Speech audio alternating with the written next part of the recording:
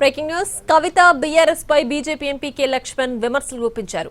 మొన్న కాళేశ్వరం కూలింది, నిన్న బీఆర్ఎస్ కూలిందంటూ సెటైర్లేశారు.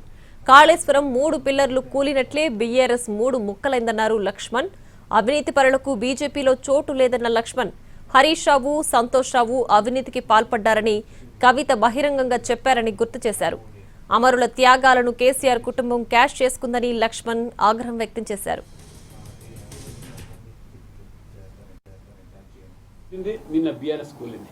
కాళేశ్వరం ప్రాజెక్టులో మేడిగడ్డలో 3 పిల్లర్లు కుంగిపోతే ఇప్పుడు బీఆర్ఎస్ పార్టీ 3 ముక్కల పరిస్థితికి వచ్చింది.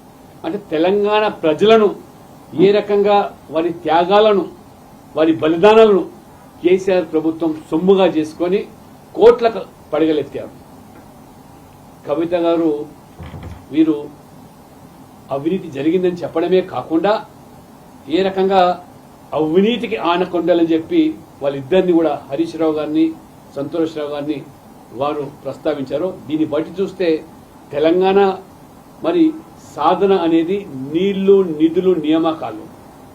ఆ నీళ్లు, నిధులు, నియామకాల పేరు మీద ఏ రకంగా వీళ్ళు ఈ యొక్క కేసీఆర్ కుటుంబం తెలంగాణ సంపదను దోపిడీ చేసి తెలంగాణ మరి ఆ యొక్క ఆస్తులను ఏ రకంగా కొల్లగొట్టారో ఇవాళ కవిత గారు చెప్పకనే చెప్తున్నారు. కాబట్టి ఇవాళ దేశవ్యాప్తంగా కూడా తెలంగాణ ప్రజలు తలెత్తుకొని రీతిలో మొన్న